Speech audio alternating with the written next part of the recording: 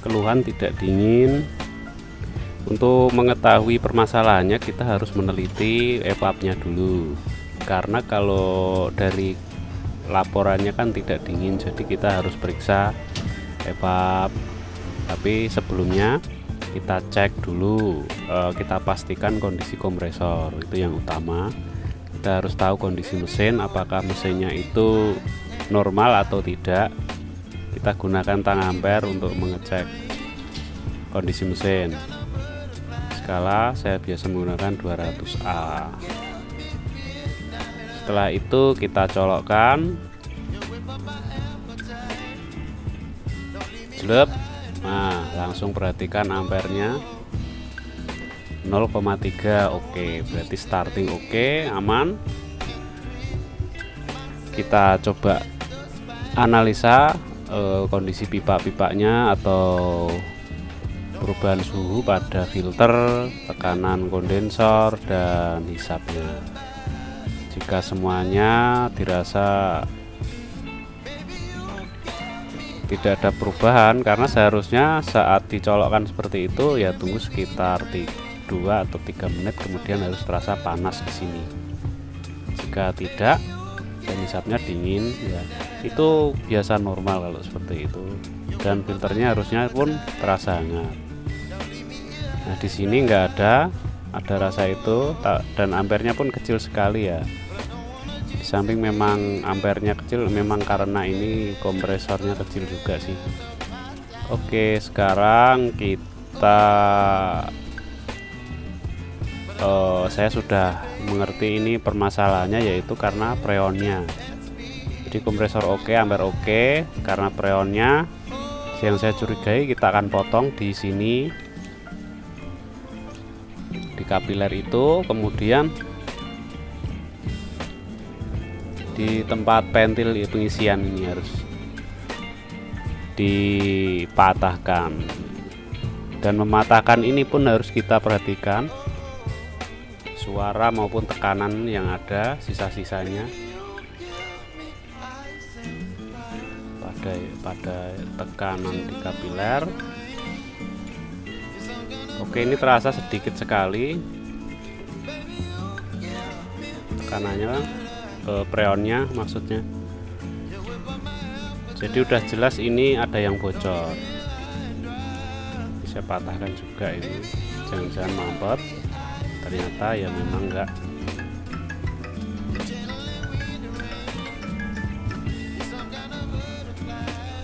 Ada telepon. Oke, kita lanjut. Kemudian kita cek evaporatornya.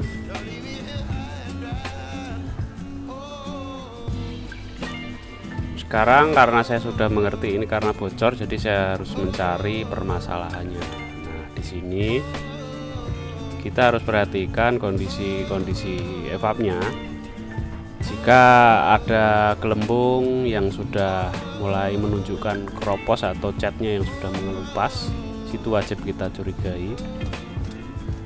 Kita kerik-kerik seperti ini.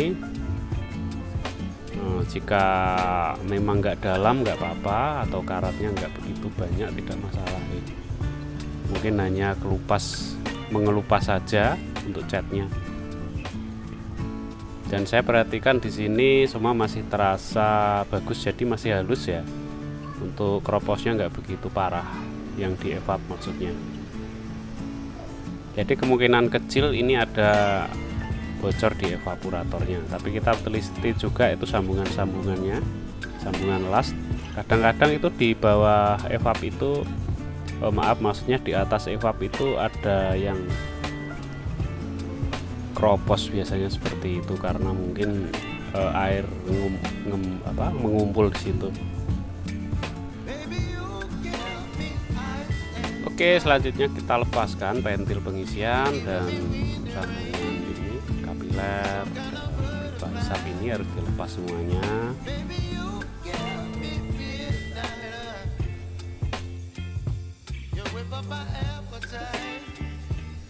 Oke, lepaskan juga filternya karena kita akan ganti. Dan sekarang kita akan mengambil kondensor penggantinya. ini udah pasti kondensor kalau seperti ini, karena evapnya aman, nggak ada yang lain penyebab bocornya. Jadi memang sudah sering saya menemukan model seperti ini, ciri-cirinya sama, kulkasnya nggak dingin, suara ada kemerucuk di dalam evap, kemudian nggak dingin, kompresor jalan baik, ampere kecil. Ya ini harus diganti kondensor bodi. Ini saya gunakan yang ukuran 10U karena barangnya kecil, karena 1 pintu. Kalau 2 pintu saya gunakan yang 12U. Siap, selanjutnya kita pasang baut ke bodi, kita tempelkan. Oh ya, ini biar tidak terlalu panjang, jadi saya lipat seperti ini. Saya potong kondensornya, kemudian saya lipat biar terlihat pendek, lalu terlihat panjang ke atas. Oke, setelah terpasang, kemudian kita pasang pipa tekanan ini. Bebas ya, mau dari bawah atau atas, tapi saya suka tekanannya dari atas.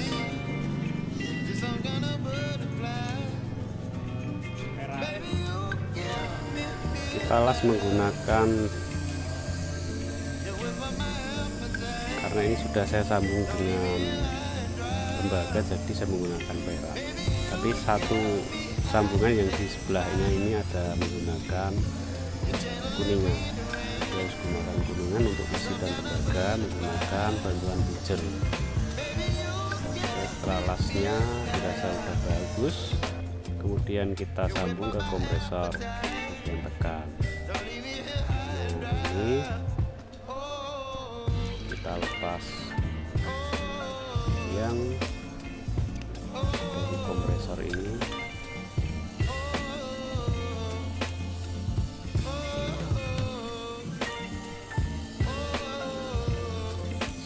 Kemudian kita pasang saja. Setelah kita ukur posisinya dalam pemasangan pipa ke atas atau ke kondensor ini, kita jangan pasang,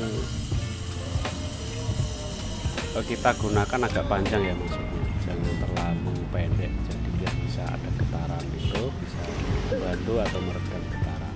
Kemudian kita pasang sambungan dan filter pada ujung kondensor.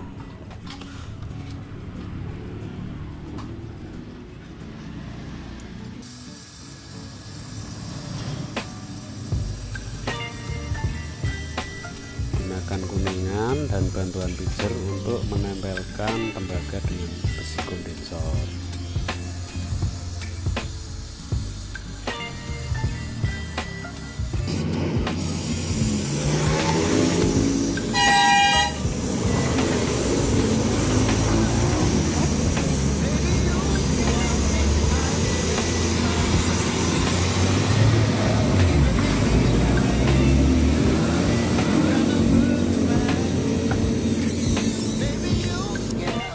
Oke teman-teman, selanjutnya kita pasang bagian ventil pengisiannya. Di sini nggak saya lakukan flashing atau membersihkan kondensor dan evapnya, karena ini bukan karena kasus kecukil atau kena benda tajam. Jadi cukup saya mengganti kondensor saja, kemudian akan saya vakum dan kemudian saya isi itu saja.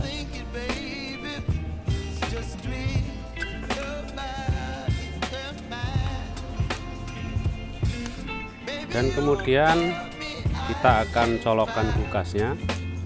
Pada bagian pipa hisapnya jangan dilas dulu, karena kita akan mengecek kondisi lasan kita apa ada yang mampet. Jangan sampai setelah kita pasang semua nanti ternyata ada yang mampet pada las-lasan kita, jadi lebih repot nanti. Seperti ini caranya mengecek kondisi las. Colokkan, kemudian kita tahan seperti ini, rasakan harus ada tekanan kecil yang ada di sini, harus keluar. Nah,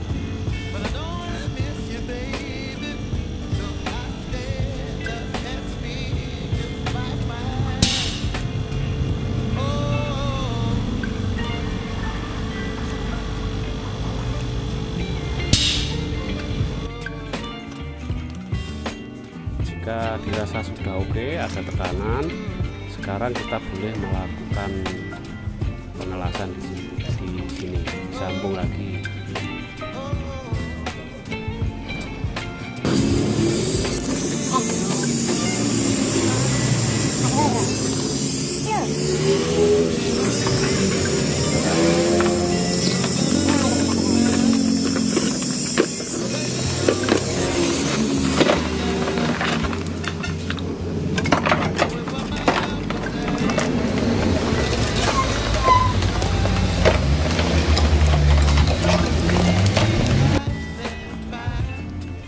Kemudian kita pasang pentilnya ke manifold dan kita vakum menggunakan alat vakum.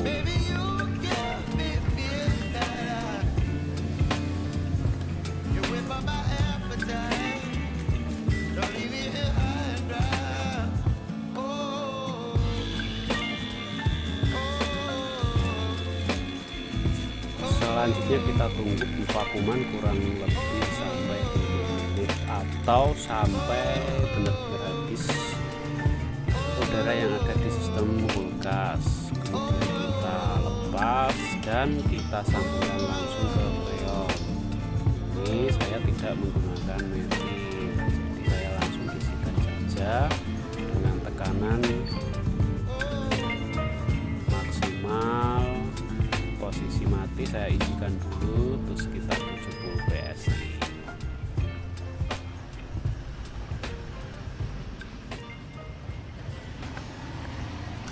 Ini posisi kosong, saya isi langsung maksimal saja ya, saya isikan 70 PSI. Kemudian kita pasang ampernya untuk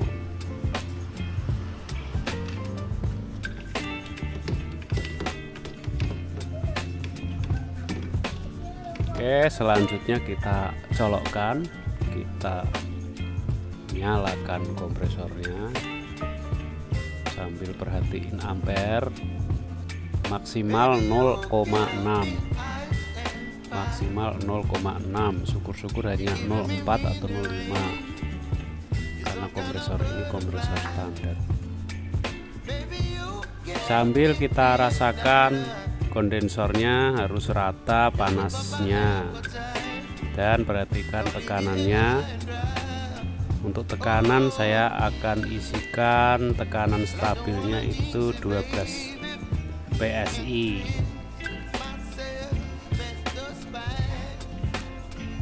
Kalau kurang ditambah sedikit-sedikit saja nambahnya, karena kalau kebanyakan nanti kita akan membuang sia-sia kan, jika harus freonnya kita buang-buang kan mahal ya sekarang.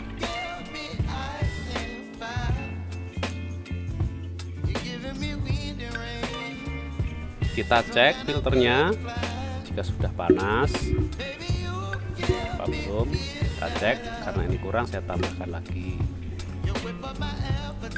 saya tambahkan sedikit demi sedikit jika tekanan padat sekitar 10 sampai 13 maksimal 15.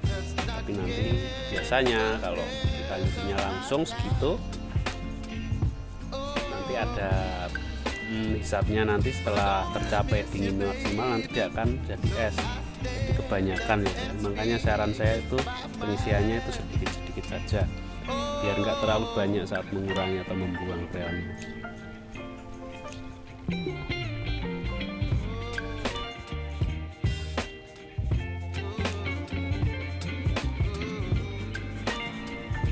Kita cek evapnya. Nah, perhatikan yang bagian tekanan masuk dulu awalnya, sini harus tetap jadi es. Istilahnya intinya beku ya, di bagian ini awal ini beku. Biarkan rata dulu, tapi nggak usah diperhatikan. Misalnya kita tunggu 5 menit kemudian, itu juga lebih baik kok.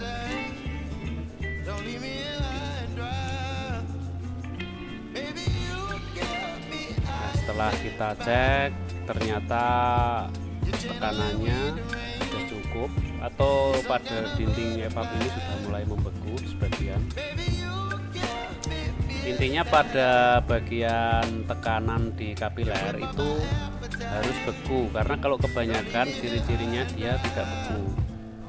Bekunya itu malah lebih ke apa itu namanya, ke tengah-tengah evap. Jadi yang dekat kapilernya nanti nggak beku, tapi setelah kapiler jarak 15 atau 20 cm bekunya ke dalam gitu, maksudnya terlalu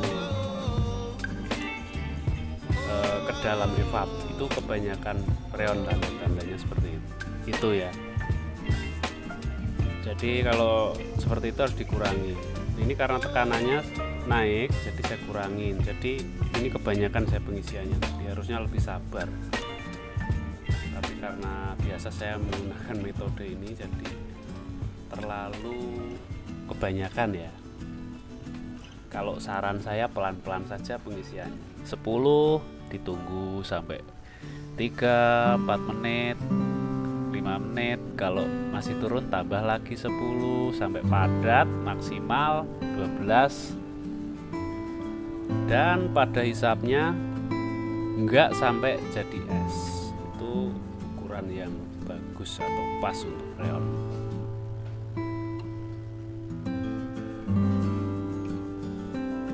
Ini sudah baik, udah panasnya udah normal, ampernya juga kecil ternyata 0,3. Tekanan itu 12 PSI.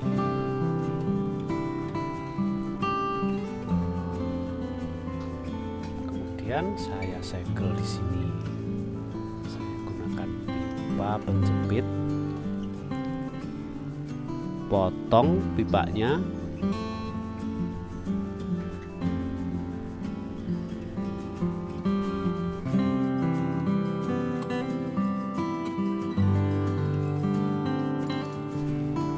patahkan, gunakan tang kurang kenceng, saya kencengin lagi.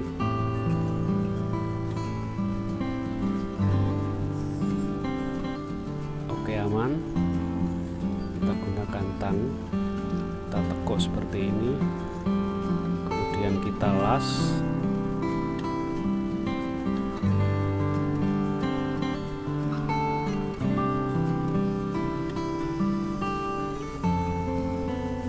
Kita isi lubang ini dengan perak atau kita sumbat menggunakan perak ini, kita isi ya, intinya kita isi.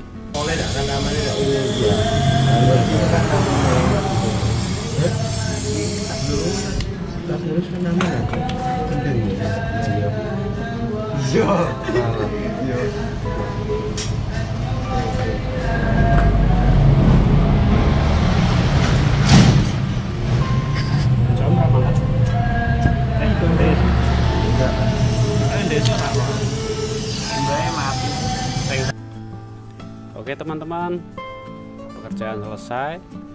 Terima kasih sudah menonton video ini. Jangan lupa untuk like, share, dan subscribe. Sampai jumpa di tutorial servis yang akan datang. Salam servis-servis.